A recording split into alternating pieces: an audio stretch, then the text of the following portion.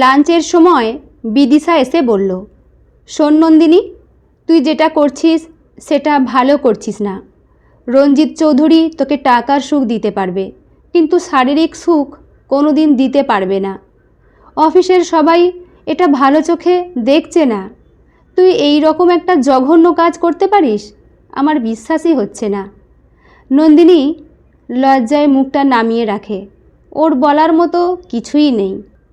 বিদিশা আবারও বলে, নন্দিনী, তুই যদি নিজেকে না বদলাতে পারিস তাহলে আমার সাথে বন্ধুত্ব রাখবি না।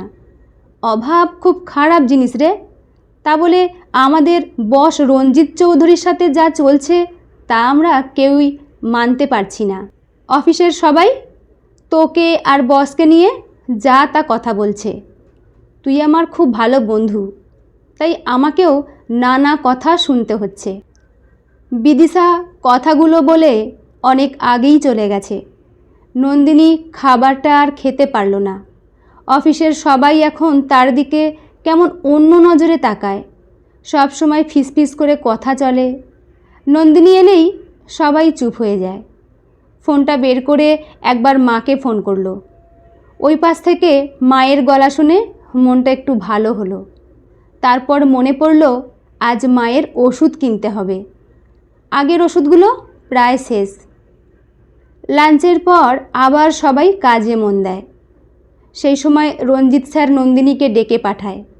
নন্দিনী যেই রঞ্জিত স্যারের কেবিনের দিকে পা বাড়ায় অমনি তার কানে ভেসে আসে, উফ, স্যার যে 1 মিনিটও না দেখে থাকতে পারছে না রে। কানটা গরম হয়ে যায় নন্দিনীর, কিন্তু প্রতিবাদ করার ভাষা নেই তার কাছে। এই মুহূর্তে সে সত্যিই খুব অসহায়। বাড়ি ফিরে এসে খাবার বানিয়ে মাকে খেতে দিয়ে ওষুধ খাওয়ায় নন্দিনী। আর কয়েকদিন পর অপারেশন হবে তার মা নমিতার। নমিতা দেবী ব্রেস্ট ক্যান্সারে আক্রান্ত। অপারেশনটা তাড়াতাড়ি না হলে বিপদ হয়ে যাবে। আর তার জন্যই নন্দিনীর অনেক টাকার দরকার। জন্মের পর থেকে নন্দিনী কোনো দিন তার বাবাকে দেখেনি। একটু বড় হওয়ার পর শুনেছিল তার বাবা আর তার মা নিজেরাই আলাদা থাকার সিদ্ধান্ত নিয়েছিলেন। তবে নমিতা দেবী সবসময় বলতেন, তোর বাবা খুব ভালো মানুষ। যদি ভালো মানুষই হতেন তাহলে এত বছর একবারও কেন খোঁজ খবর নেয়নি? মায়ের সাথে মনোমালিন্য থাকতেই পারে, কিন্তু নন্দিনী কী দোষ করেছিল? রাত্রি 9টার দিকে নন্দিনীর ফোনটা বেজে উঠল। ফোনের স্ক্রিনে তার বসের নাম্বার। মায়ের কাছ থেকে সরে গিয়ে ফোনটা ধরতেই রঞ্জিত স্যার বললেন, তোমার পাড়ার মোড়ে আমার গাড়ি দাঁড়িয়ে আছে, তাড়াতাড়ি আমার বাড়িতে এসো নন্দু, আমি অপেক্ষা করছি তোমার জন্য। নন্দিনীকে নন্দু বলেই ডাকেন রঞ্জিত স্যার। মাঝে মাঝে অফিসে সবার সামনে এই নামেই ডেকে ফেলেন। তাই সবাই মুখ চাপা দিয়ে হাসে আর বলে, এত প্রেম কোথায় রাখি। নন্দিনী জানে রঞ্জিত স্যার এখন কেন ডাকছেন তার বাড়িতে। একটা দীর্ঘশ্বাস ফেলে নন্দিনী তৈরি হয়ে নেয়। মায়ের ঘুমন্ত মুখটার দিকে তাকিয়ে খুব খারাপ লাগে তার। নমিতা দেবী যদি জানতে পারেন নন্দিনী তার চিকিৎসার জন্য এইসব করছে তাহলে হয়তো কোনো দিন ক্ষমা করতে পারবেন না। কিন্তু নন্দিনী ঠিক করেছে, অপারেশনের পর তার মাকে সব সত্যিটা জানিয়ে দেবে। অপারেশন হয়ে গেছে। ডাক্তারবাবু জানিয়েছেন আরও কিছু পরীক্ষা করার পর নমিতা দেবীকে বাড়িতে নিয়ে যাওয়া যাবে। নন্দিনী এতদিনে কিছুটা শান্তি পেয়েছে। অফিস চলাকালীন রঞ্জিত স্যার নিজের গাড়িতে নন্দিনীকে পাঠিয়ে দেন তার মায়ের সাথে দেখা করার জন্য। অফিসের কেউই তা সহ্য করতে পারে না। দুপুরে নন্দিনী তার মাকে খাওয়ানোর সময় নমিতা দেবী নন্দিনীর হাতটা ধরে বলেন, তুই আমার থেকে কিছু গোপন করছিস না তো? নন্দিনী কি উত্তর দেবে ভেবে পায় না। নিজেকে সামলে নিয়ে বলে, তুমি যে কি বলো না মা, কি গোপন করব তোমার কাছ থেকে? নমিতা দেবী নন্দিনীর চোখে চোখ রেখে বলেন, তাহলে আমার অপারেশনের এত টাকা কোথা থেকে পেলি? নন্দিনী কিছুটা আমতা আমতা করে বলে, অফিসের বস এই টাকাটা দিয়েছে, প্রতি মাসের স্যালারি থেকে কিছু করে টাকা কেটে নেবেন। নমিতা দেবী তার মেয়েকে চেনে। সত্যি কথা বলবার সময় তাকে এত আমতা আমতা করতে হয় না। কেমন একটা অজানা ভয় গ্রাস করতে থাকে নমিতা দেবীকে। একটু সুস্থ হলেই নন্দিনীর বসের সাথে তিনি দেখা করবেন ঠিক করেন।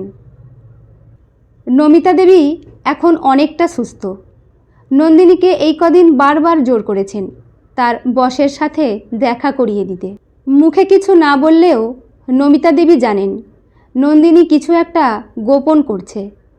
নন্দিনীও বারবার এড়িয়ে গেলেও আজ রাজি হয়েছে রঞ্জিত স্যারের সাথে দেখা করানোর জন্য।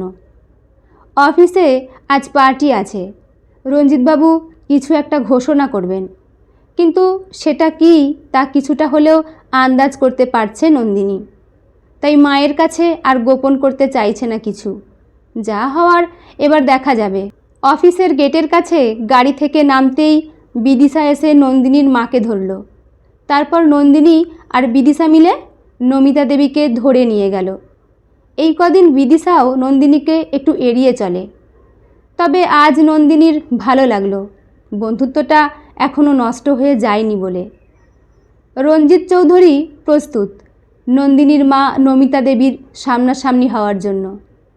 প্রায় অনেকগুলো বছর পর দুজনে সামনাসামনি, রঞ্জিত চৌধুরী আর নমিতা সান্যাল। চারপাশের জগৎ হঠাৎই থমকে গেছে, ফিরে গেছে দুজনেই অতীতের সেই দিনগুলোয়। নমিতা তখন কলেজের ছাত্রী, আর রঞ্জিত তখন শিক্ষিত বেকার, কাজের সন্ধানে পাগল হয়ে উঠেছে। ঠিক সেই সময় নমিতা জানালো সে মা হতে চলেছে।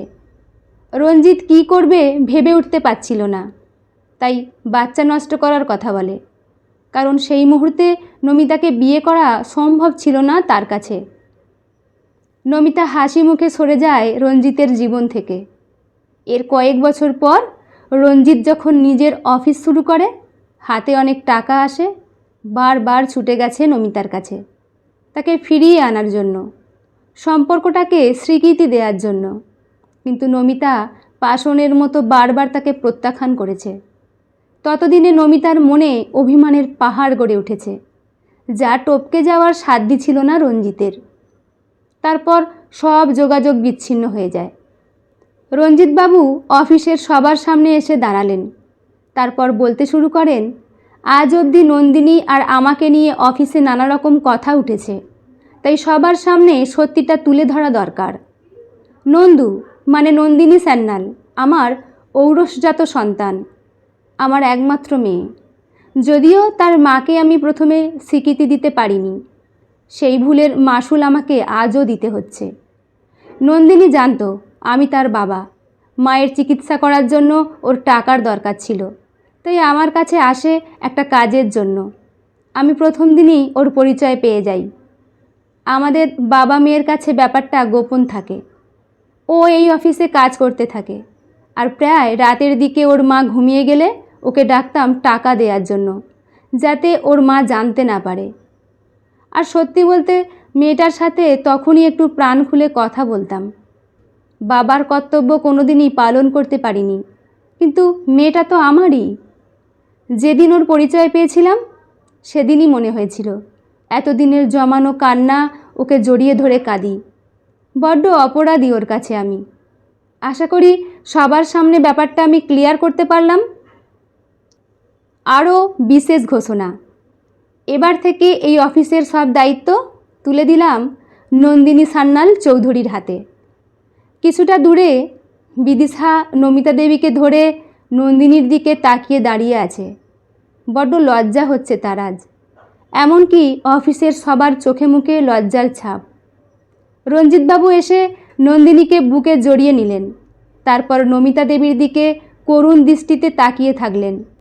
রঞ্জিতের চোখের দিকে তাকিয়ে নমিতা বুঝতে পারছে তার চোখ কি বলতে চাইছে। ভালোবাসা থাকলে ক্ষমা করাই যায়। বন্ধুরা, গল্পটি এখানেই সমাপ্ত। গল্পটি আপনাদের কেমন লাগলো অবশ্যই কমেন্ট করে জানাবেন। লেখা মৌসুমি হাজরা, পাঠে আমি রিমি। দেখা হচ্ছে পরের কোনো গল্প নিয়ে। ভালো থাকবেন সবাই, ধন্যবাদ।